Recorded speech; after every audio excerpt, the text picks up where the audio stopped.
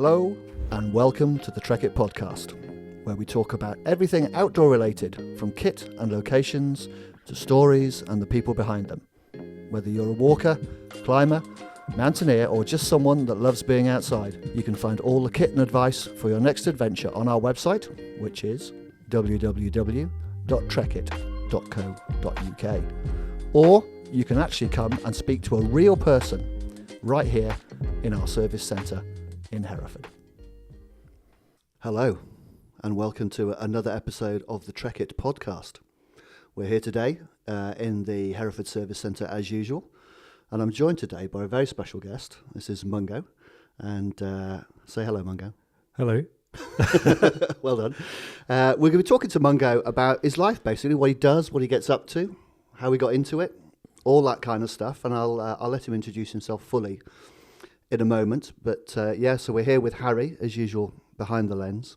Harry has ventured out in front of the lens recently, so you'll be seeing a lot more of Harry, and probably a lot less of me, but that's another story. We have coffee. We have flapjack. We do. Well, mine's gone, actually. Both. Yeah, Mungo's just completely wolfed it. I inhaled them. Inhaled it. Up my left nostril. Yeah.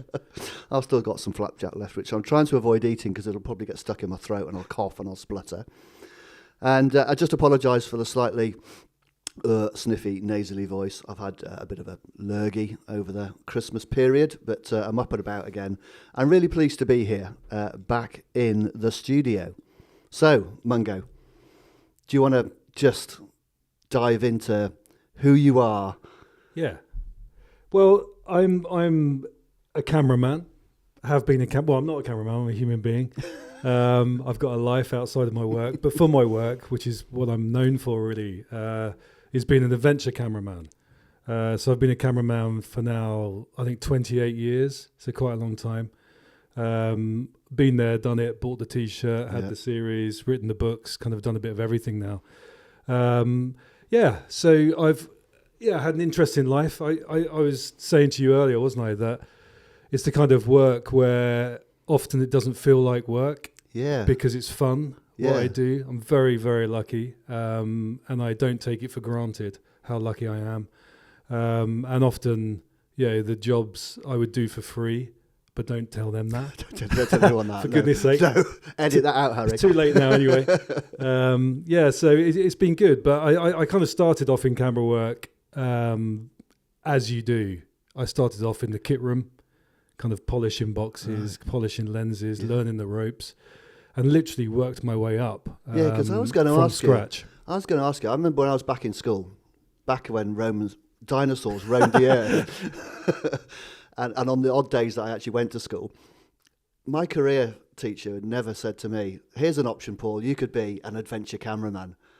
How on earth do you get into that whole thing? Funny enough, talking about careers advice, I remember in my school, which was known for its brain rather than known for its brawn, right, rather than its brain. Most of the people from our school kind of ended up either in the army or in prison, I think. So I scraped out of there. But our careers advisor, I was lining up outside with my mate, and I remember Stephen Laslett, who's called, and he went in before me, and we were both kind of sniggering because we were about 13 years old, not knowing what we're going to do with our lives. I still don't. Yeah, I was still discovering things. And so he called me in. He said, "So Mungeam," he goes, "What is it that you want to do with your life and your career?" And I said, "Well, I've been thinking about it, and I really want to be a stuntman." Like every 13-year-old boy wants to be. Yeah. And he looked at me with this kind of bemused look and said, "But why doesn't that surprise me when the guy in front of you wanted to be a cowboy?" And I think that was our attitude. It was just kind of, what's going on here? Yeah. Anyway, I was good at sport, right, and I was good at art. I wasn't good academically at all. I could scrape through, to be honest, but I was never going to do anything, impressive with my brain. So it's very much finding out what I could do with my creativity and the brawn and my kind of physicality. So I loved sport. I loved rugby. I then got into surfing and all sorts of things, a bit more kind of adventurous, a bit more off the wall at the time. Right. Yeah. And I actually met a guy called Simon Niblett, who's a well-renowned documentary cameraman, was then and is now even more so. He does like big Blue Planet stuff, lots of David Attenborough, right? Top drawer, natural history stuff. But at the time, he was on the back of doing lots of adventurous stuff, traveling the world. He had Land Rovers, he had motorbikes, and I was just like, this guy's living my dream. Yeah, really. Real boy's own dream stuff. Yeah. And whatever he's doing, I kind of want to do. Right. Even though I didn't really understand it. And I met him through friends, and there's the old adage of, in media, it's not what you know, but really who you know, which sadly helps massively. Well, I think it kind of in life generally. Sure. I think in most things. Yeah. If I hadn't known my dad, I'd have never started Trekitt. Yeah. Because God you knew your dad. I know. Thank that would have been a whole different story, I wouldn't know. it? Yeah. So I think through a friend I got introduced to Simon, and I realised that this guy was living my dream sort of thing, and thought, wow, this is I didn't think of it as looking for a job. I just wanted a life of adventure and of fun and of excitement, really. And I think I was chatting to my wife the other day actually about what it is that kind of created the foundation for what I do now. And I think it's very much in your DNA. And if I look back to my DNA with things like rugby and then surfing and then, all the other adventure stuff that I loved, it was all about putting yourself in a position where you're under pressure, where in the moment you've got to perform. Yeah. There's a physicality involved, but also a massive adrenaline rush. And to be honest, that's what I was so blessed to find in my career. Because in my career, it's about being out in the elements. It's about being in physical situations with a very physical job, extremely physical job, and having to perform in that moment. So, so I was very lucky to find that career. And Simon, he put me in the kit room. I knew nothing. I'd been there about 10 days, and he said to me, look, I've got to go to Africa for 3 weeks, over to you. And pretty much left. Well, I dropped him off at the airport in his Land Rover. A couple of days later, I broke my ankle playing football, but I continued to do all the kit runs in his Landy with my plaster. Brilliant. And I crashed it at one point, as you do. Days before health and safety, obviously. Yeah, exactly. So I crashed his Land Rover and stuff like that, but he was cooler with it, just and I just thought, well, this is amazing. And then he started passing on to me the opportunities of stuff that he no longer wanted to do. Right. So then I started doing things like Blue Peter. Okay. Who was presenting Blue Peter when you started on that then? Diane Louise Jordan. Diane Louise Jordan. Yeah. I don't recall her. Don't you? Black girl. Oh, no. Really lovely girl. No.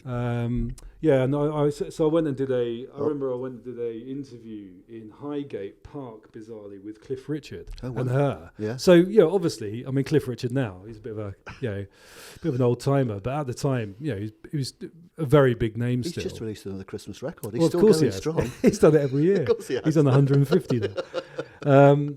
But yeah, so he did that, and I was so green, I really didn't know what I was doing. But Simon sent me out anyway, so I took a kit out and went into this park, and I was literally I had no idea. So I set the camera up, and my way of learning had not been to be taught. Yeah. He kind of just let me do it, kind of get on with it. So in the kit room, I used to plug the camera into a monitor and then just press the buttons and kind of see what they did. I mean, it was really bad, as in really, really.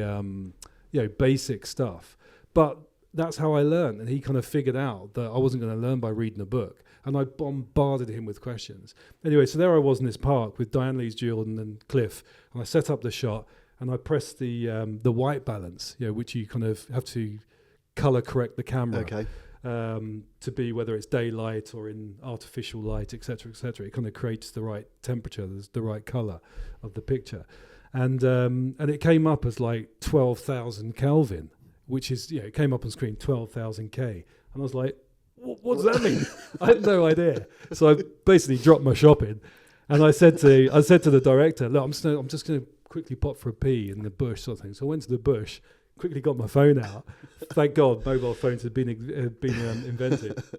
Got on the phone to Si, and I said, look, I just pressed the white balance. It came up at 12,000 Kelvin. And he just laughed and put down the phone. And I just, and that was the way it worked with me and Si. Sink or swim. He literally dropped me in there. Yeah. And I like to think that had it been really bad, that he would have corrected me. Yeah.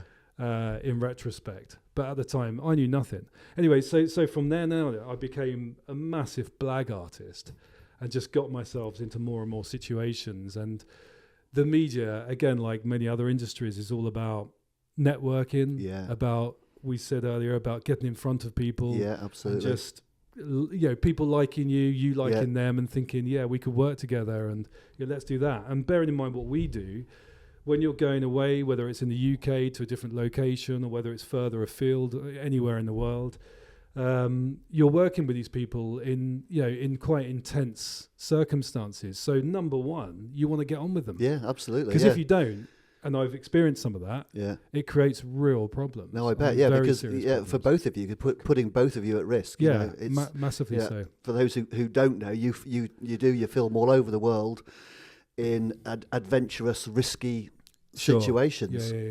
So it's interesting because from then, so the jobs that I then started to get became more and more what I really wanted to do. So I went through the whole thing of sport, of news, of children's stuff, as I said.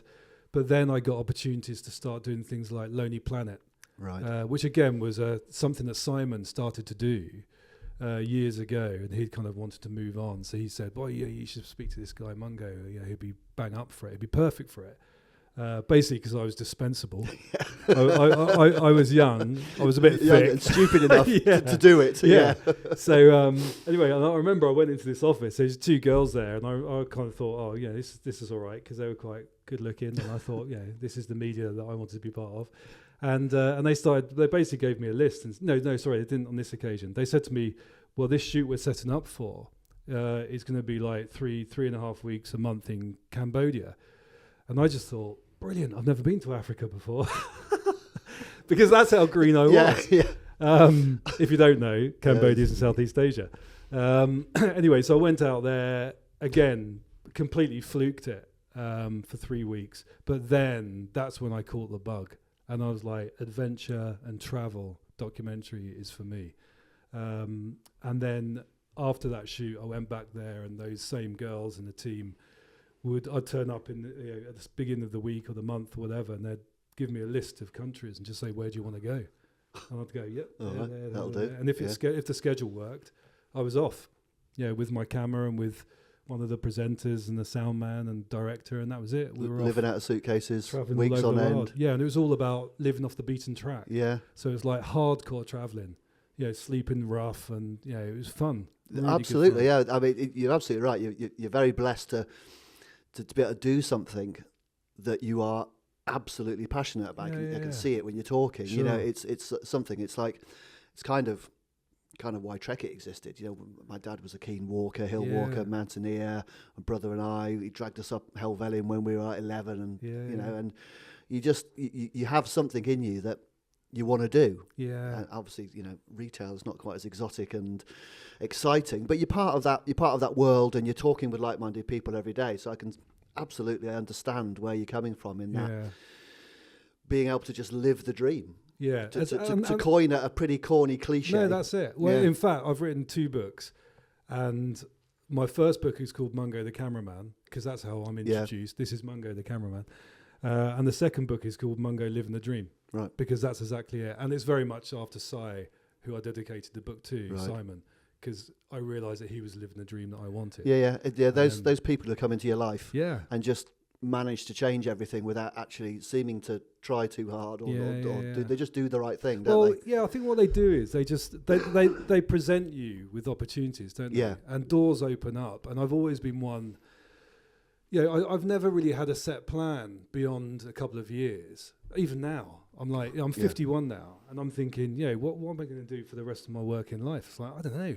But there are doors opening up every day, and I love pushing them. Yeah. It's like when I got a call from Harry's mate Ross about this. I was just like, why not? Because you never know where things are going to lead, or meeting you guys, which is great, and just talk about stuff that you love and hopefully inspire some people, or... I just love the idea of you never really know what path you're on, so push the doors. And I think certainly in my early years, I just desperately had that urge to do something different from the norm. Right. Because people were just, like the careers thing, people were just going into these formulaic career paths, which is fine. I'm not knocking that. For No. them, it's fine. No, But for absolutely, me- 'cause but for we're- me, it just would kill me. We're all Yeah, built yeah. differently. Yeah. Absolutely, Yeah, you of course know, we are. Yeah, and thank God we are, because Yeah. if not, there wouldn't be doctors. Well, there it'd be wouldn't really boring otherwise, Yeah, wouldn't it? yeah, They were all yeah. the same. Exactly, yeah. yeah. You know, it's Yeah. where do you think that comes from then? Where do you think that drive comes from? Is that Well, my interestingly, I hadn't ever thought about this, but it makes total sense really. My grandfather was a Spitfire pilot in the Wow. war. He was 19 years old and flying over France, shooting down yeah? the Jerrys, and so obviously he had that sense of adventure yeah. and an incredible existence. Sadly, it kind of he lived until a very old age actually, but sadly those were the best years of his life, Yeah. because how do you beat that adrenaline yeah, rush absolutely, of yeah. that? And even though obviously there were sad stories that go with it of hundreds of friends that he lost along the way, I think that still lived with him. Anyway, so I think that definitely came from him, that spirit of adventure, Yeah. and you can do anything. And my great grandfather on my dad's side was a missionary in China. And I know missionaries have a real bad rep or a bad image, Yeah. but when you think about like turn of the century or just before that, it was hardcore. Oh yeah. I mean, seriously hardcore, like Yeah. Indiana Jones style. Yeah. Adventure, discovery. I think because my uncle's a doctor of history and he traced back our family and loads of stories about my grandfather and stuff. Excuse me. And I think they had to pick up their whole worldly possessions like 3 times because of the Boxer Rebellion, Right. and like literally flee for their lives during war and rebellion and Yeah. Proper tough yeah, cookies. I mean Yeah, hardcore, yeah. hardcore, and all in the name of spreading Yeah. faith, absolutely, the word yeah. of God or whatever. So, Yeah. yeah, amazing, really. So I think it kind of makes sense. It's in your that- DNA. Yeah. So Yeah. somehow that's kind of come. I mean, my dad was a publisher, so Right. he travelled the world with his company selling books and stuff and making books. But I think that must have come from the DNA, sure. Yeah, like you said, we're all different, aren't we? Yeah, Yeah. yeah. Yeah. So obviously you've obviously travelled extensively. I've been very lucky to, yeah. Yeah. I think that to date I've been just shy of 100 countries. Wow. I kind of gave up counting because I was going back to countries and it got a Yeah. bit confusing. In fact, when I did a series for Animal Planet called Expedition Mungo, and when I'd finished it, the director and the producer it ran over Christmas just before it came out, and they bought me this map. It's like a map of the world that you can scrape off My the son's got one of countries you've been. them. Has he? Yeah. And I've still never done it. I've never got around to it. I've got 2 young kids, and it's like, Yeah. when do I get the time to do that? Yeah. But one day I'll do it, Yeah. and it'd be interesting to see how much I have done. But it's I think there's just over 300 countries in the world, isn't Okay. there? I don't know. I was going to ask you if you Yeah, knew that. so I think I've done a third of them, which is amazing. And the best thing is somebody's paid for me to do it, Yeah. which is the And you've real enjoyed gift. it. Yeah, Yeah. And Yeah. you've had a laugh. Yeah. Met some great people. Yeah. Oh yeah, Yeah. for sure. And I think the interesting thing with professional camera work is that when you do go to somewhere with a camera, obviously it's set up and you're there to tell a story. Similar to this, it's good PR for the country, Yeah. Yeah. depending what the story Well, is, yeah. of course. 20. Yeah. But things like the Lonely Planet, for example, you get welcomed with open arms by the tourist board, Right. and they give you access to things that people just don't get. Normal I'm general sure. public don't Yeah, get the yeah. access to. So I think it's been very privileged in that point of view. And one thing that I value more than anything is the world education it's given me, my travelling. Mm-hmm. So it's not just going there, knowing what the local beer is or where to eat out in the evening. Yeah. But it's about really having lived and kind of, what's the word? Not integrated. Embedded. Yeah, exactly. Being embedded within cultures. Yeah. And hearing people's intimate stories, be it, happy or sad, or meeting wildlife with people who have had interactions with wildlife that you just never get to meet. And obviously when we're there, what the viewer sees at home is an edited, It's a cut down snapshot. version, Yeah. whereas we've lived with those people Yeah. and eaten with them, slept with them, as in next to them. Yeah, asleep in the same Preferably. room. Yeah, yeah, and just kind of, as you said, embedded ourselves within them. So you just get this incredible knowledge. And I think what I love is, if I listen to the World Service when I'm away, BBC World Service, or if I'm watching the news, when they mention countries, if it's a country I've been to, 9 times out of 10, I've got to know that country really well because of what we do and the time we've spent there. So it just gives you that knowledge beyond just the news. You kind of think, well, I understand why those people are feeling that, because that in their culture they think this or that, and absolutely, it makes it very interesting. You understand it rather than just being spoon-fed what the media wants you to hear about it. Yeah, I mean, it certainly opens up your eyes. Yeah, for most of us who go travelling, on holiday, you might spend a couple of weeks somewhere, and it's all very good, but you never really get underneath the skin of a country. Yeah, and I think as a tourist, I think you are herded around to the nice areas because that's where you'll spend the money. Well, you're trying to maximise your time there, and they're trying to maximise your tourist spend. Sure. I think the closest thing I've ever had to that was a trip I did to the Himalayas with my dad. We went trekking, and we were just living with the Sherpas on the trail for it's about 6 or 7 weeks.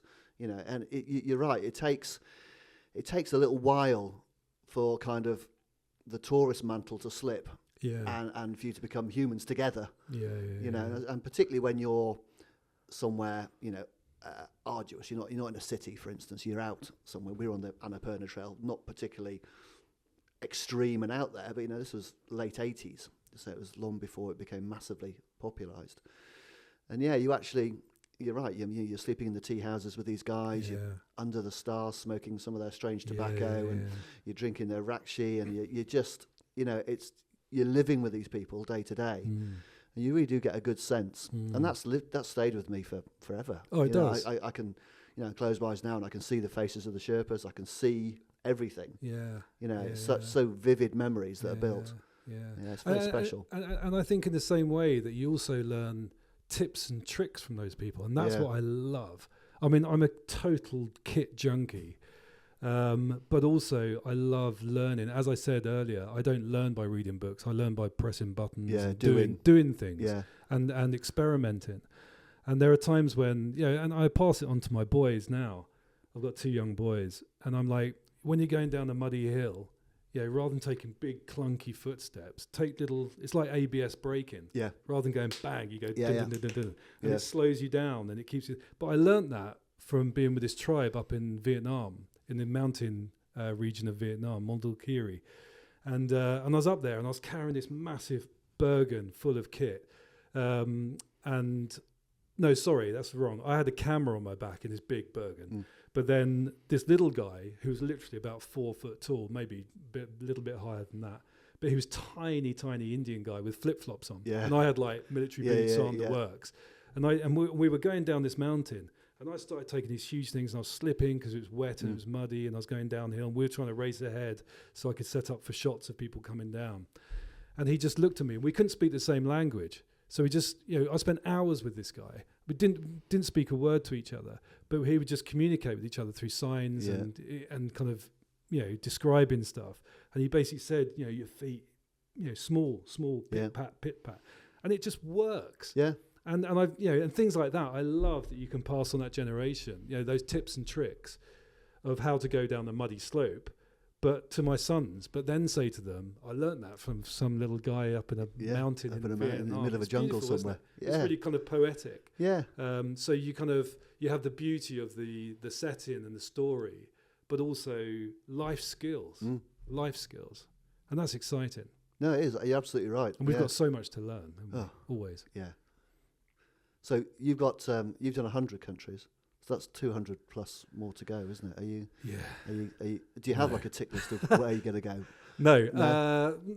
I mean, for me, it depends very much on the job. Obviously, I get calls. I mean, now 28 years later, I don't really push for work. It kind of comes to me, which is lovely. But I've worked bloody hard to get to that position.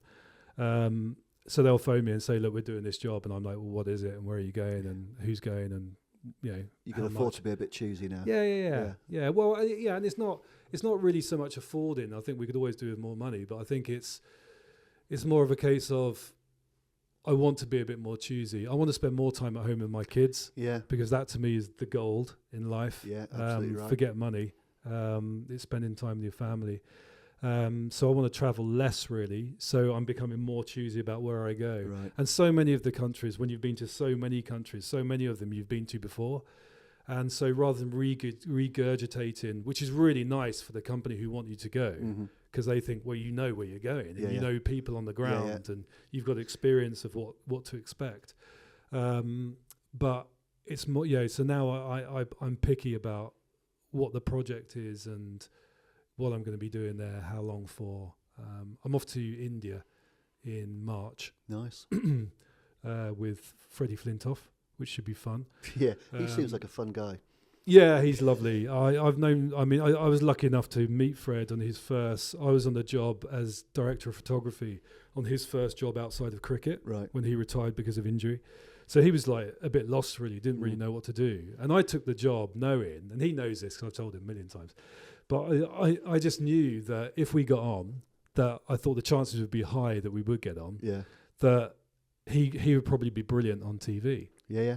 And the proof is in the pudding, isn't he? Top Gear, no, and whatever. absolutely. Now. Yeah, he's just a real natural. Yeah, he just seems to like just and having a laugh. And you know the secret for Fred is authenticity. Yeah, because he is just 100% that person on the screen. Who you see on screen is who he is. Yeah, and that's why people love him, because he's very lovable, because he's comfortable in his own skin, and that's who he is. So so off to India, and that's fun because going to India with Fred, where he's like a deity over there, cricket deity. He's also probably very, very tall over there. Oh yeah, of course. He's tall here. Well, he's tall here. I mean, I'm tall, but he towers over me. Yeah, what is he, about 6 foot? He's 6'5". He He calls himself like 6'3" or something. No, he's not 6'3". I'm close to 6'3". He's definitely over 6'5".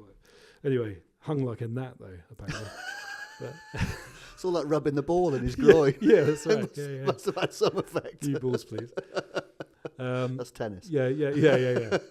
But he's so I'm doing that, and then bizarrely, my first job of the year this year is going to be Britain's Got Talent in the London Palladium. Wow, bring it on! That's out there, adventure. Yeah. Exactly. but you know the reason why I've done that. This will be my 19th year on Britain's Got Talent. Oh, right. But I only do the judges sections in the theatres. Right. But the reason being is because our industry goes very quiet over the kind of winter period. Of course. Because people want long days, so they get their money's worth, nice light, etc., warmer conditions. So to have that guaranteed job, which is always at the end of January, is like a sitter for us. We're just like, take it. It's in the warm. Grin and bank it. Oh, yeah, you probably get bacon sandwiches and everything. Oh, yeah, we get better than that. But in the morning, I walk into the auditorium. I've got my camera there, and so I'm literally standing right by the judges in the pit of the stage sort of thing. Yeah. And I do this really nice kind of creative camera position.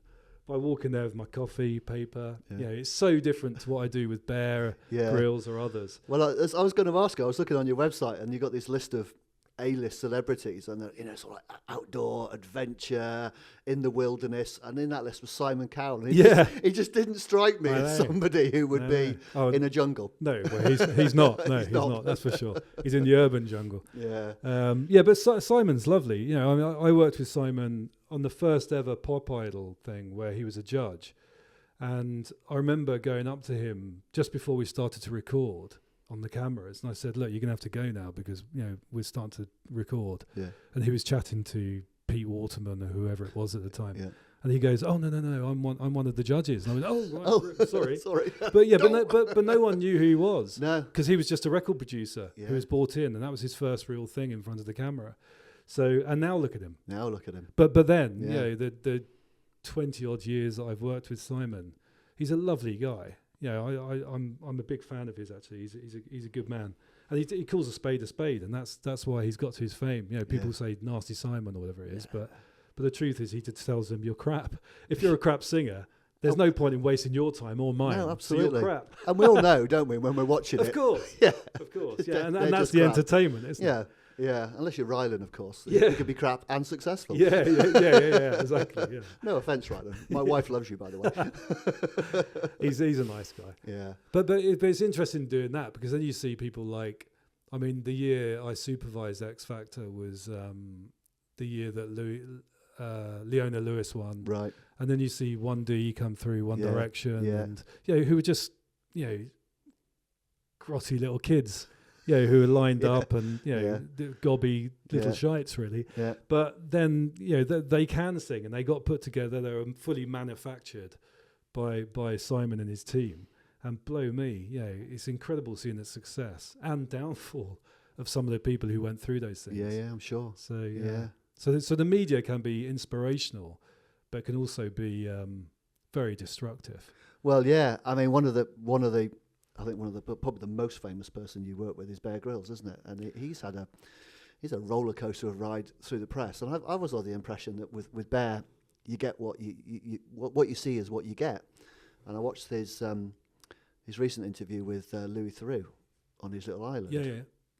And I thought, what a decent chap. He just seems like a really decent guy. And is that true? Is Bear who you see? Oh, totally. I mean, I've worked with Bear for 17 years. In the same way, like with Freddie, I worked on his first job in TV. I met him in the Sahara Desert, as you do. Yeah. We're doing a thing called Escape to the Legion, about the French Foreign Legion. So he went through the basic training, kind of mocked up basic training of the French Foreign Legion. Well, he'd done all that before, hadn't he? Yeah. In his previous life. Yeah. And so he took 10 kind of wannabe guys in reality kind of show-esque contributors through that kind of basic training. And it was really interesting. We just got on like a house on fire. He's lovely. I mean, he's an old friend now. Right. He's as hard as nails. Yeah. People don't think he is. He has definitely become softer since he's since he's been connected with Hollywood. Yeah. And his bank balance is and he's older. older. And and he doesn't repair quite as quickly. No, that's right. Although having said that, he's he keeps himself in good shape, Bear. But it's an interesting one. I mean, it's funny because he's only really had one blip in the press, which was many years ago. Yeah. I mean, probably 15 years ago now. It must be 10 or 15 years ago, when the whole thing about the scandal of the hotels and stuff like that. And to be honest, it's kind of really, people are still talking about that. With him, hasn't it's extraordinary. Yeah. But obviously I get asked about it a lot. And the truth is, my answer always is, well, look, we're making a TV show. He hasn't crashed in the wilderness and trying to survive and stuff like that. Of course he's not. You idiots. There's a film crew here. He's surrounded by people. Of course he is. They've arrived here. Of course he is. By vehicle, and obviously, I mean, it's a bit like saying you're looking at a film like Tom Cruise in Castaway and you think, was he really shipwrecked? Was that Tom It's Cruise? like, no, of Castaway? course it was. No, that was... No, Castaway. Castaway, where he's got the ball, the basketball. Yeah, that that's becomes not his Tom friend. Cruise. That's... No, it is. No, it's not. It's No, not Tom Cruise. no, sorry. No, Tom Hanks. Tom Hanks. Sorry, yeah. Apologies. But you know what I mean? It's a bit like saying Tom Hanks, so was he really, shipwrecked? Did they really cast him? Did they really crash a plane with him in it? He's making a film. But it's funny because in that arena, it's accepted. Anyway, the other thing that Channel 4 did, which was such a simple fix, was at the start of that show, Man vs. Wild, it used to say, I'm Bear Grylls and I'm surviving in this environment for the next 3 days or whatever it is, and I'm going to, you're going to come along with me or whatever. And all they did was say, I'm Bear Grylls and I'm going to show you how to survive and give you tips and tricks or whatever from my experience or whatever. And that kind of, that dissipated the whole thing. Yeah. And then it became okay. Yeah. And again, when you look into the detail of the whole kind of saga, was that it was done by a journalist or a writer who hadn't even watched the show. So he had just heard rumours and written this thing. And bang. Lazy journalism. Yeah. But Bear, to his credit, just kept on being authentic. Well, just kept being himself. I've got utmost respect for him. I think, but particularly what he does with the scouting movement. I mean, kind of the whole scouting movement was fundamental in my kind of introduction to climbing and mountaineering. I had quite a revolutionary scoutmaster who used to drag us up mountains in poor equipment in the middle of winter. When you were allowed to, it was that whole movement. It was kind of guided me towards my whole kind of outdoor life and adventures. So I think what Bear does for the Scouts is fantastic. I was a Sea Scout, right, myself, But I think when I was doing it and when you were doing it, I think it almost, in my view, I suppose as a kid then, it seemed to have reached a level. Yeah.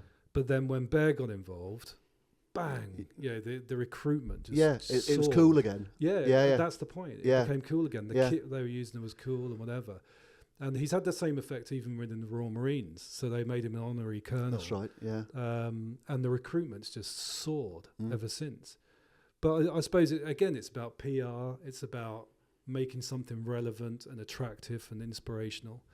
But Bear's, he's a great mate. And I've been very, very fortunate to ride the wave with him. Right. And we've, most of the A-listers that I've worked with, the likes of Ben Stiller, Kate Winslet, hundreds to name, Channing Tatum, people like that. It's all through Bear and Running Wild, and we have a real laugh. So we literally we meet the celebrities. They can't bring anyone with them, so they're by themselves. We literally pick them up in a helicopter and fly them off to somewhere they don't get their entourage. No. And they're gilded lilies in a vase in the dressing room. No. I mean, we've had. I won't mention names because everybody will know them. But we had one scenario. Bear and I were, I think we're in Panama or the state. Oh no, I'm pretty sure it's Panama. And we were going back to do this shoot back into Europe, and we started getting all these demands from the guy's agent about what this person wants. They only fly in seat 1A on a plane. They want Diet Coke on set the whole time. So that stuff, all that kind of those urban myths around riders, they call it, don't they? It exists. And he would only get in the helicopter if it was twin-engined with 2 pilots. And we were like, well, we're going. Yeah. That doesn't exist. Yeah. Anyway, and Bear and I, we literally, while we're doing something else, Bear just said to me, oh, look, I've just got this email from so-and-so's agent. And it's like, I think this is going to be a nightmare. Yeah. And I went, oh, come on, it'll be all right. Whatever. We'll just go and deal with it. Anyway, and there we were, picked him up in the morning, pissing with rain. I mean, torrential rain. Picked him up in a single-engined helicopter with his ex kind of military pilot who's practically half drunk, and picked him up, took him off, and flew him off onto his amazing adventure. And he had the best time of his life. Yeah. And at the end of it, he said, he was walking down the mountain with him, and he said, what you done in because it's basically 2 cameras they shoots, 2 cameras with an assistant guy who sometimes shoots an extra shot, like a wide shot if they can't get it because we're up there up the mountain. And he just says, what you guys make in 2 days, 2 or 3 days, is what we would take 2 weeks to a month in the movie world. Yeah. And he said, I'm so impressed, and I've just loved it because there's no bullshit. Yeah. You all just get on with it. It's like real. It's like a little patrol, and we just move around and we do it, and we all get on. We all have a laugh. We're all farting, burping, telling jokes. Yeah. Camaraderie is awesome.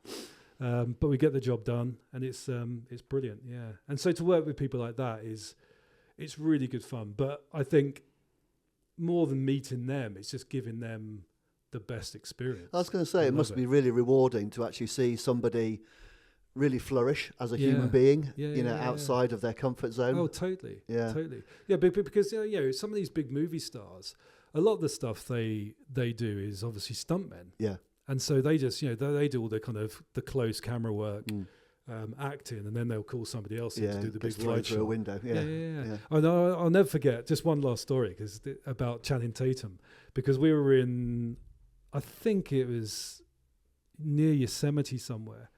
I think we were based there. But anyway, so he came along he's done 2 now, but he came along for his first one. And he was so excited, Channing. So, because he's a physical guy. Yeah. He's very much like one of us, really. And he's a real lad. He came and hung out with us the night before and had a good laugh. And so we met him in the morning. We picked him up. So I came in the heli with Bear, and we picked him up and tied him on, and then we brought him up over this glacial lake. And then Bear turns around and goes, right, this is where we start. We're going to go from here into the lake, sort of thing. So Bear goes out he's on the skid already, unclips, does a backflip from the helicopter about 50 feet into this glacial lake. And and everybody's like, whoa, and Bear, Channing's just like, yeah, man, this is great, sort of thing. And I'm there filming away on the side of the skid as well. And then Channing, and then he realised that he had to go. So Channing stands on the skid, Yeah. like looking out there. And, you know, the idea is that he just kind of drops off like a normal kind of jump. Yeah. He turns around, like with his back facing the door, Right. as in standing on the skid, but looking out. And Dave, who was doing head of safety at the time, he just kind of went, he literally grabbed his ear and he went, because obviously it's very loud. Yeah. He went, if you're going to do it, jump out, don't jump up. Yeah. So and then Channing jumps out, does this backflip, mimics Bear completely. Fantastic. I mean, Bear's done this Yeah, tons of times. times. Yeah, that's what he does. And he did it and landed in the thing. And you can see Bear swimming off, kind of a little bit disgruntled. Upstaged. Because Channing just kind of whatever you can do. Yeah, I know. And but that kind of set the tone for us, because then we're like, okay. So now we get his mindset. Yeah. Whereas some people just like literally drop their shopping and they can't move, they're terrified. It's a great phrase, drop their shopping. Drop their shopping. Yeah, that's a Fredism, I think. Well, my other one that I use from Fred is my arse was twitching like a rabbit's nose. Yeah, that's a great one. Yeah, so I mean, you know, fun times with that, and I mean, Zac Efron, we threw him out of a plane with a parachute on, and I think he'd only ever done one jump before, and that was probably tandem. Yeah. And but again, he did it. Well, you don't much choice at that point, have you? Yeah. You've either got to do it or you don't. And we're going up. I remember we're going up, and we had this helicopter, and we had this kind of civvy pilot, and he was getting really worried about all the alarms going off, because in a helicopter, when you go to a certain altitude, You're right. all the alarms are going because the air's getting too thin. Okay. But you've got to go a certain height in order to jump safely. Right. And he's going, I've got to stop, I can't go any higher, all the alarms. Bear's going, come on, just let's go up there, you'll be fine, I'll take the blame, just keep going. So he kept going up, and then when we were going up, Bear said to Zac, he went, okay, well, he goes, so remember, you jump out, you check your altitude, you get in your star position, and then you pull the ripcord. He goes, which one's the ripcord? Like that. But he was up for it. Yeah. But he honestly forgot which one's the ripcord. So you thought, thank God he asked the question. Yeah, don't hit the big buckle in the middle. yeah. So, fun times. Yeah.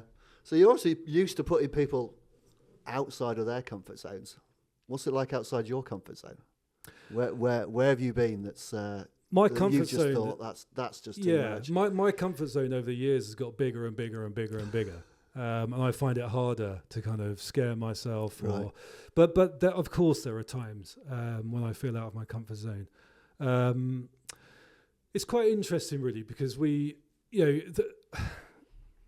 learn over the years that there are things that you can control and you can understand, and there are things that you can't. Yeah. And there lies the difference. So, for example, animals. Wild animals, you're out in the bush in Africa or wherever, Borneo, doing your thing.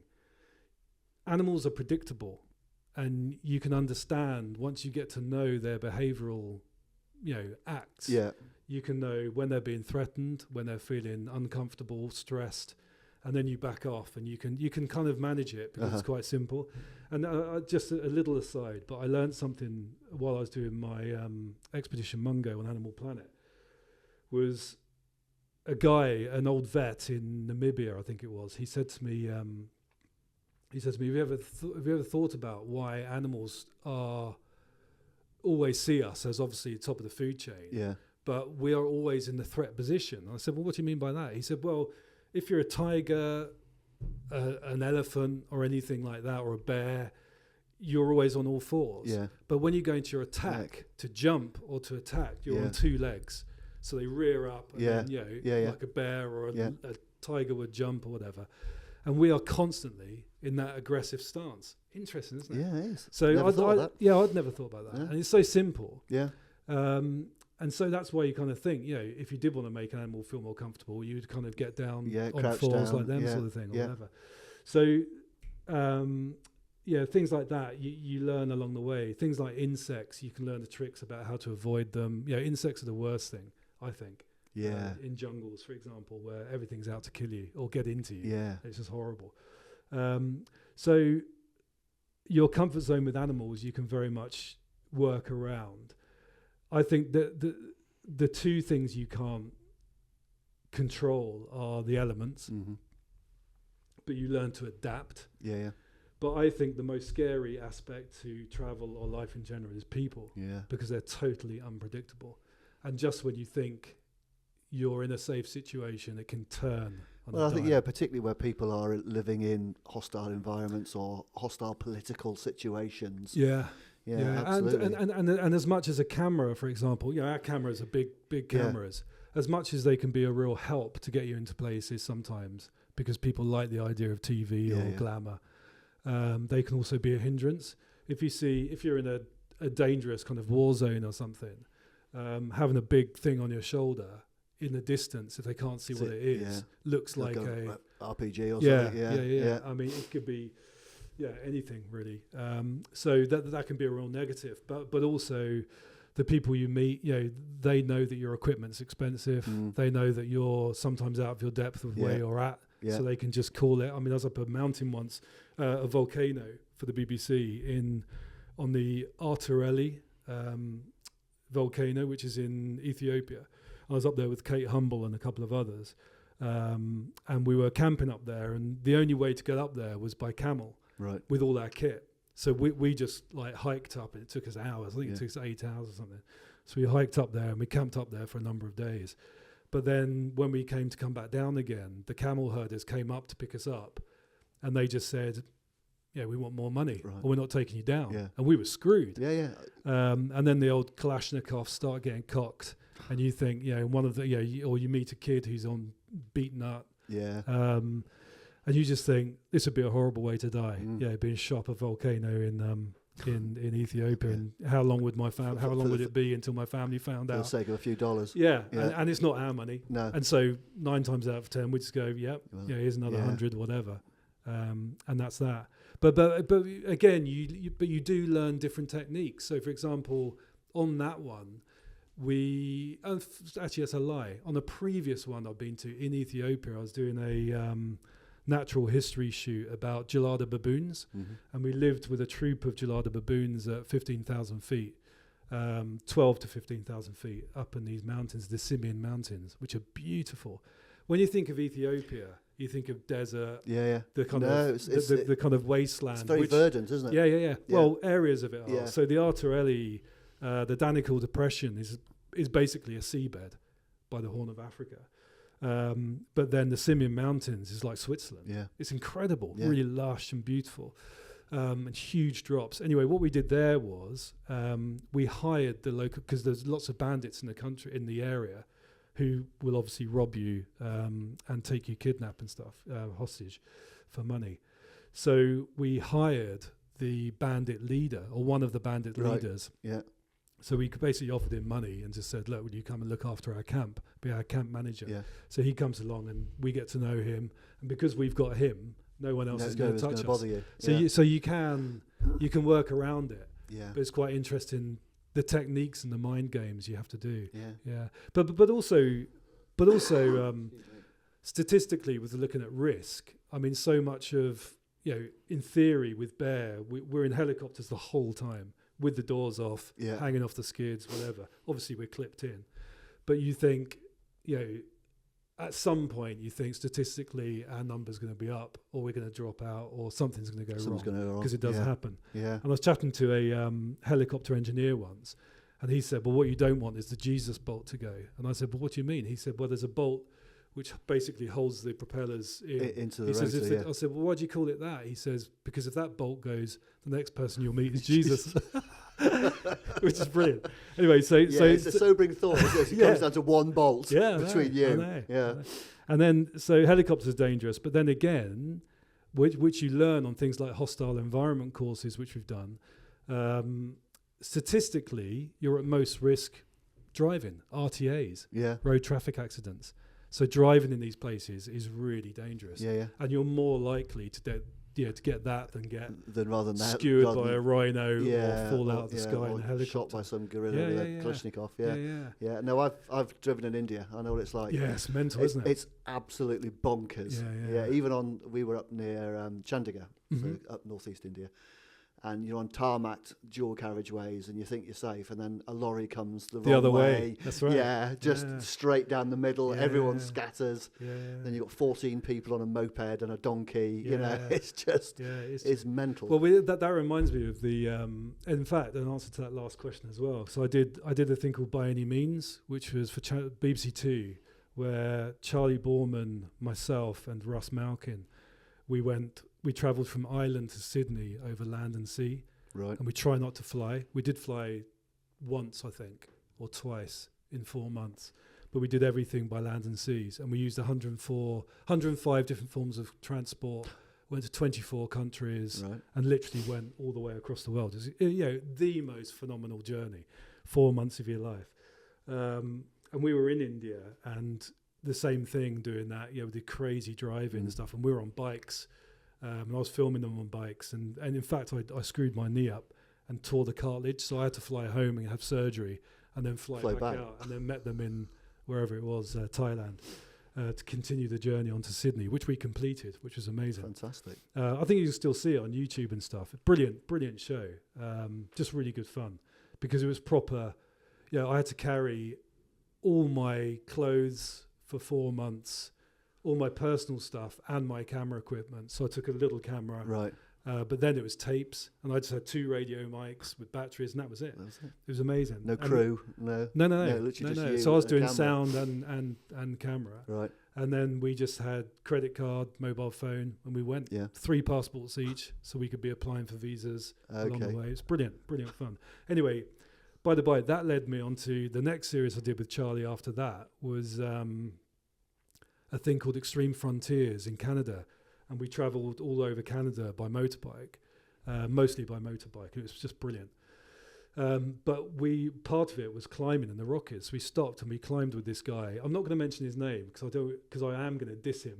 Okay, yeah, best not. And he's very well known. Right. He's a well-known climber. But we climbed with this guy, and to be fair, it may not have been him. It may have been the guys with him.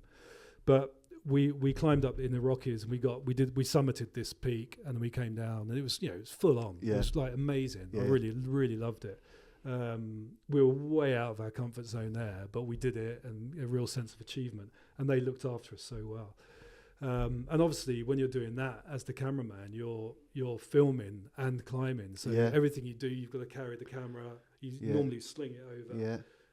Onto your back. I guess as well, when you're climbing and mountaineering with a camera, you can't say, "Can we just stop and come back, cut back down a bit? I need to refilm that." You do. Yeah, sometimes you have to, right? Because everything you do is sequential. So I would say, right, stop there, Charlie. I'll go ahead. So I climb up the next bit, and then if he's coming up a chimney or something, and then I'll get to the top so I can film him coming up.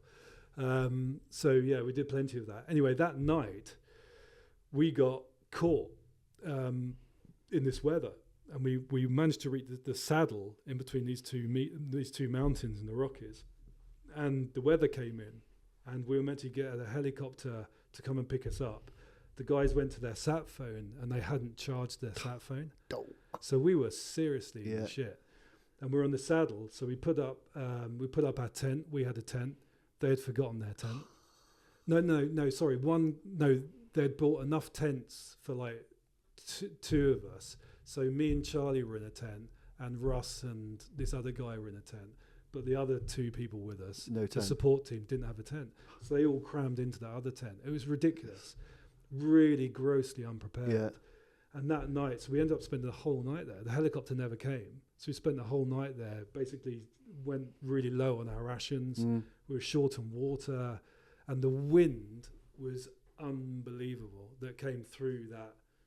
It's probably like funneled it through between the peaks. Anyway, the next morning we got up, and during the night, Charlie and I, we literally didn't sleep a wink. We were in the 2-man tent together, and we were getting up to go, and because it kept on blowing the tent up, and we were trying to peg it down onto rocks because it was just like shale. So we found bigger rocks, and we were getting out in the night, and it was just heinous, and it was really. I literally thought, we're just going to get blown off this mountain, and we're going to be found in a few days, being eaten by a wolf or something. Anyway, the next morning, cut a long story short, the helicopter came in, and found us because we did have an RV point, but they couldn't get in. Right, because of the weather. Because 3 tornadoes had blown through that night. And, so had we known, it's all, my whole experience of adventure, travel, it's all about preparation. Yeah. So you've got to have your exit plan, your strategy of what if. We're always trained to think, what if? Yeah. Worst case scenario, the most ridiculous case scenario, 3 tornadoes. Yeah. What if 1 blew through? Yeah, 3 blew through. So is your sat phone charged? Have you got enough kit? Have you got emergency rations? What are you going to do if you're stuck up there? What's your plan? Yeah. Have you checked the weather forecast? Sure. Yeah, that's simple the truth. things That's like the truth. Yeah. Anyway, so I think that was one of the times when I just thought, in the elements, you're screwed. You can be really screwed to the extent of really risking your life. Well, there's a very simple adage, isn't there? There's no such thing as bad weather, just poor equipment. Yeah, totally. And that applies to yomping up and down the Sugarloaf outside Abergavenny to being stuck up a mountain in the Rockies. Of course.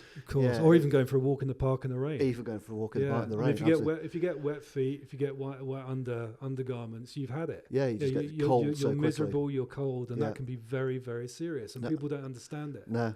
And I think that's partly why I'm a complete kit junkie, is because when you're working in those environments on a professional level, I've got to think about everything that I'm there doing, filming. So I'm thinking about these days, on bigger shoots, I have camera, I have an assistant, I have sound recorders. I don't worry about sound stuff, but I've got camera gear to worry about, and then thinking about what the next sequence is. It's not just about operating the camera, it's about, is the story right for what we're telling? Yeah. Is the presenter coming across the right, etc., etc. But then on top of that, you're dealing with the fact that you can be waist deep in a swamp in the jungle, and what's crawling up your a-hole, or you're freezing in minus 30 degrees, and you've got some skin exposed, and you're holding that shot for that piece of camera, but you're getting nip frost. And I guess as well, there's only a certain amount of kit you can take, because most of the time you've got to carry it in, haven't you? That's right. And then it's about layering up, layering down, in the real cold. So you start cold, and this is all stuff, again, not by reading books, but by doing it. And most of the stuff I've learned in the adventure field is by ex-military guys, lots of them ex-special forces, so they really know their stuff.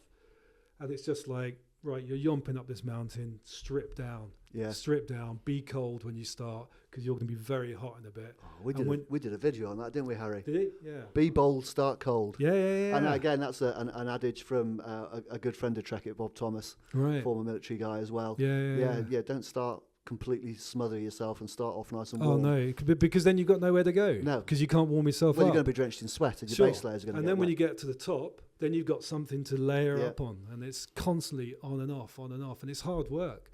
But if you get it right with the right kit, it's a beautiful experience. And as you said, there's no thing as bad weather, bad kit. And I think in that professional market, particularly when you are working for long hours and even living in those conditions, it's critical to have kit that works. I know one of the questions you were going to ask me was about... I was just going to get onto that. About the brands and stuff. And I think for me, I've got my favourite brands. I'll name them if you want me to. But for me, the number one question is, does it work?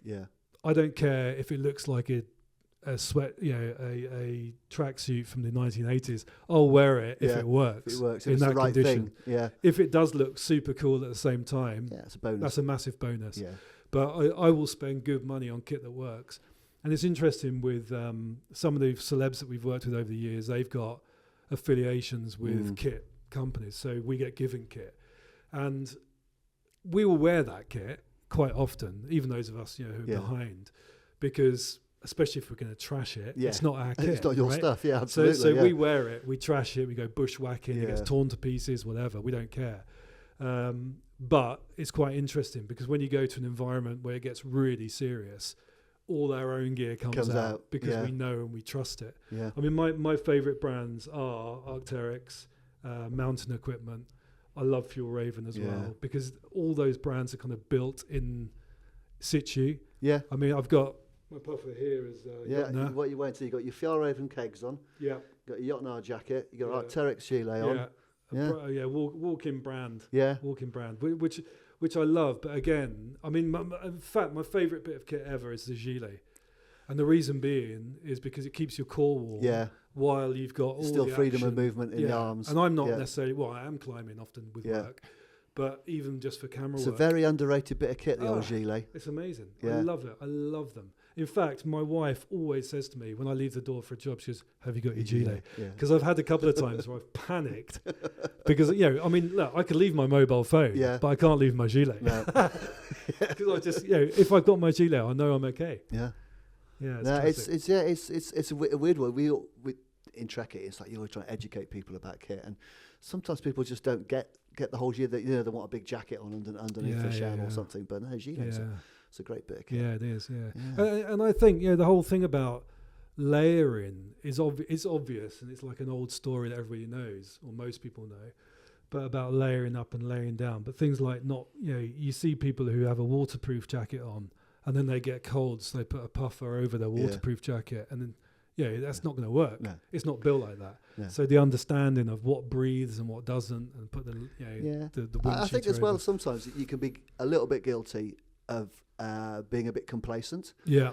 Or you just take for granted that you know so much about kit because you've been exposed to it for so many years. Been in the industry for a long, long time, and you just have this inbuilt knowledge about what is the right stuff, but a lot of people just don't do that, and it's becoming harder, I think, for people to understand and get that knowledge unless you're exposed to, like say maybe former military people, or you've been through the scouting movement or some other outdoor adventurous movement. It's difficult for people to really comprehend how important really good kit is. Totally. You're out there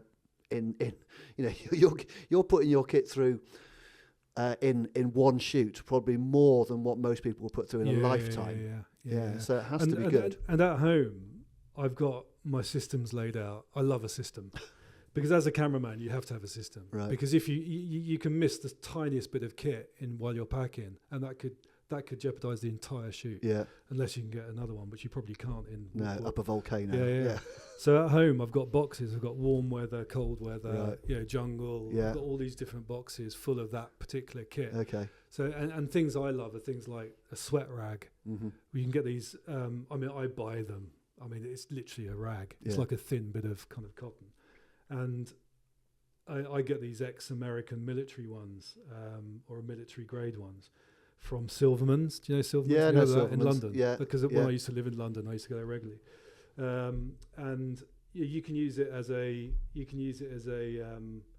a headscarf. I often in the jungle, I've always got it round, kind of Rambo just style. Sweat running into your eyes when you're because filming. It works. Lots of people laugh at me. Loads of the celebs, like Fred, when he first saw me do it, he goes, "All right, Mungo, all right." Mungo's turned into Rambo, sort of thing. But then by the end of it, he's doing it, because he realises it works. Yeah. Or you can use it as sweatbands. When I'm holding the camera and I'm climbing, I don't want to sweat, so I put it around there. Or you can use it to wash your face, wipe your ass, whatever you want.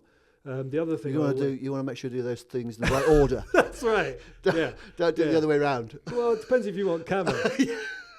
And then the other thing I swear by is always taking some paracord. Okay. Paracord and gaffer tape. Decent amount. Yeah, we take gaffer tape anyway. Yeah. I think gaffer tape's good. I think there's a thing called tenacious tape. Yeah. That's better. Yeah. For clothing. Yeah. Tenacious tape. I've repaired Gore-Tex with tenacious tape. Yeah. I mean, some of my waterproof kit is just it's literally looks more like patches. More patches than fabric. Yeah. It's unbelievable. That's badges of honour. Yeah. But paracord. It can be a belt. It can be laces. It can be a washing line. Yeah. Fishing line. Yeah. Whatever you want. It's just brilliant. So little things like that are my go-tos for kit. But I think I'm always one for. I will always spend money not for the sake of it, but I want the best kit. That works. You do. Unfortunately, buy cheap, you buy twice. Yeah, buy cheap, buy twice, or pays your money, takes your choice, whichever you want to do it. But absolutely, there is a definite correlation between the amount of money you spend and the quality of the kit. Yeah. In most cases, you can replace a kind of a gorgeous Arc'teryx Atom SL with a woolly jumper. You know, you can compromise on some things.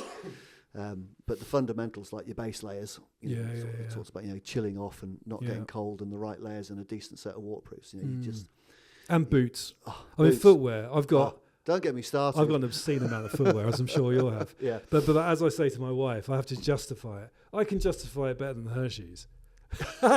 All her shoes. She goes, well, if I go out there and there and there and there, and then you look at the amount of leather on those shoes that she's got. Yeah. and how much they cost, and then you look at them, and it just doesn't. Yeah. So everything from, you know, to always toe protected sandals for rivers, you know, to 510s for, you know, bouldering, to proper big La Sportiva mountain boots, all the way up jungle boots, Altberg jungle boots. Right. I've tried them all, and I've got my favourites, and they're the ones that I'll take into. It's a very personal thing, footwear, though, isn't it? It's, yeah. You know, we get asked a lot. You know, what's the best footwear? Yeah. And kind of the stock replies is what's suited to purpose and fits you properly. That's right. You know, it's like a crash helmet, isn't it? Yeah. My mate always wears Mindles. Yeah, but he's got massive wide feet, and you've got little skinny feet. You know, it's not going to work for you. Sure. So it's one of those things you just gotta. It's almost a trial and error, isn't it? Yeah, and also it's understanding where you're going. Yeah. So some of the jungle boots that we wear with the Panama soles are no good on wet rock. Right. So if you're going in and out, or if you're specifically hanging out around a river with slippery rocks, you'll break your neck. But if you're in a muddy kind of Somme-like experience in Panama or something, they're perfect. Yeah. So it's about understanding where you're going. And I think the same with mountain. I think it's easy to think, I want those really sexy looking, you know, B3s or whatever. Yeah. But the reality is, I don't really need them. They're too heavy. They're not. They're too stiff. Yeah. Or you're yomping across bogs rather than toe kicking up the front of a col or something. Yeah, totally. So But I mean, I love it. I mean, and you know, walking into your shop today, it's like, I love mountain shops. I can always feel my credit card like burning a hole in my back pocket. It's trying to leap out your back pocket. But the worst thing is for me is I can justify it. You try working in it every day. Well, maybe that would cure me. Maybe that would cure my addiction. Yeah. No, it doesn't. No. I've got a cupboard full of jackets. Have you? Stretchy black jackets is my thing. Yeah. Is it? Yeah. I've just got. I don't know. We're doing some work to the house, and my wife's having a little bit of a declutter. You can't throw that jacket out, but you hardly wear it. Yeah, but when I do wear it, it's exactly the right one. Oh yeah, for sure. You know, and it's like I've almost got like a jacket for every possible scenario of environment and weather. Yeah, you know. But that's a necessity, isn't it, Paul? Yeah, it is. I mean, that's not just choice. That is honestly having the right tool for the job. Yeah. If you go to a building site and you see a carpenter, you'll see, you know, they won't just have a saw and a hammer. They'll have a saw, hammer, plane, circular saw, 15 jigsaw, chisels or whatever. Yeah. Why? Because they need it for that job, and it just makes it efficient and it works. Oh, you should speak to my wife. I will. Give me the number. Yeah. No, but I think, you know, kit is essential. Yeah, absolutely. Well, we've based our whole career on it. So good on you. People like you, kit junkies, that have kept us in business. Yeah. So thank you very much. You're welcome. You're welcome.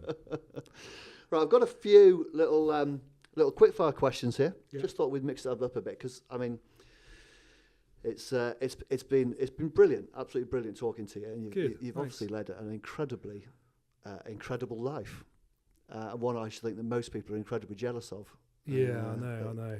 Yeah, but as I said earlier, I really don't take it for granted. I'm very grateful for it. Yeah. And I try and share it, hopefully not out of bragging sort of thing or belittling others, but by kind of encouraging people and inspiring people to say, this is what you can do. I often say, when I did my books, I wrote a couple of books, and when I did those, I did a speaking tour around schools. And so many kids put their hand up and would say, you know, did you go to university? Yeah. And I'd like, well, no. I kind of look at the teacher, kind of going, and I'd say, no, I didn't go to university. Yeah. But what I mean is, had I had the brains, I would have gone to university, and I still probably would have found my path doing whatever. But even without the brains, I still found this incredible life to live and the career. and it pays well as well. So it's double whammy, isn't it? So, just because you haven't been given certain things. My dad, even though my grandparents were adventurous, my dad loved to go walk in the Lake District, but that was it. Yeah. He wasn't like a hardcore pro kind of out there outdoorsman, but I found that was me. Yeah, that's what floated my boat. Yeah, I mean, you talked about this earlier, didn't you? I mean, you identified what you were good at. Yeah. And you pursued it with tenacity. And that's the trick. Is not giving up, isn't it? No, that's right. I had no formal education and ended up running a multi-million-pound business. So you find things that you're good at, and you just get on with it. Yeah, and I think not giving up and ploughing on, JFDI, all those little things. What's JFDI? Just do it. Oh, okay, I like it. Just flip into it. Just flip into it. Yeah, that was one we used a lot at Trekitt. Yeah. It was like, just do it, have a go. Yeah. Totally. What's the worst that can happen? That's exactly my mantra. And my other mantra is keep it simple. Yeah. Just stick to one path, have a go, and just see what happens. Do what you're good at and do it well. Yeah, totally. Yeah, totally. It's good life lessons. Yeah. Absolutely. Go on then. So favorite hill snack? Oh, dead easy. We work often in the Dolomites in Italy. Okay. Love the Dolomites. And this place where we stay, which is called the Joe Rayner Family Hotel. The Rayner Family Hotel is an amazing place. But they send us out in our day, at the start of the day, with a little plastic bag, and they just have a kind of saucisson sausage stick and a bit of cheese. Salami and cheese. That's it. Alpine snacks. Favorite classic. Thing. I love it. Oh, I lived on it. I went to the Pat Littlejohn School of Mountaineering for I guess it's my 40th actually. I think it was my 40th, a long time ago. And we lived on salami and cheese. Best thing. All day, every day when we were climbing. Yeah. Just brilliant. Absolutely. Well, it's lightweight to carry, but it's so tasty. Yeah. And it gives you the energy. Well, you've got the fats in the cheese and everything. Yeah. It's great. All right. So if you weren't a cameraman living this adventurous life, what would you be doing? I ended up studying fine art. Right. In between kind of leaving school and doing starting with Simon. So I may have ended up doing something arty, although I would have loved to have joined the Royal Marines. Right. And that's probably the only regret I've got, is doing a spell in the Royal Marines. But fortunately, I was able to do lots of stuff like them and with them. Yeah. But not having to go and shoot anyone. Which is great. Or get shot. I still shoot. I still shoot, but I shoot with the camera, not a gun. If you could live anywhere, money no object, just ignore all kind of physical restrictions or what have you. If you could live anywhere, where would it be? Probably the South Island of New Zealand. Really? Oh yeah. Yeah. I think it's like heaven on earth. I might be going there next year. Oh really? Have you never been? No. Oh, dude, it will change your life. Yeah. You may never come back. There's a place called Wanaka, which is like, there's Queenstown, then there's the I can't remember what it's called, the Crown Pass, I think it is, and then you've got Lake Wanaka. Right. It is just heaven on earth, and I was shooting there with Bear for I think quite a few weeks actually, maybe 3 to 6 weeks or something, and we're doing this thing called Get Out Alive for the Americans. And then we had a day off, and my sound man, Shirley, is his nickname, obviously. We hired 2 BMW GSs, motorbikes, and we took off just on a day off, and we just rode for like 8 hours non-stop around the South Island. And it's snow-peaked mountains down to glacial lakes, beautiful roads, no speed cameras, really lovely people. Well, my niece... Hannah, hello Hannah, if you're listening.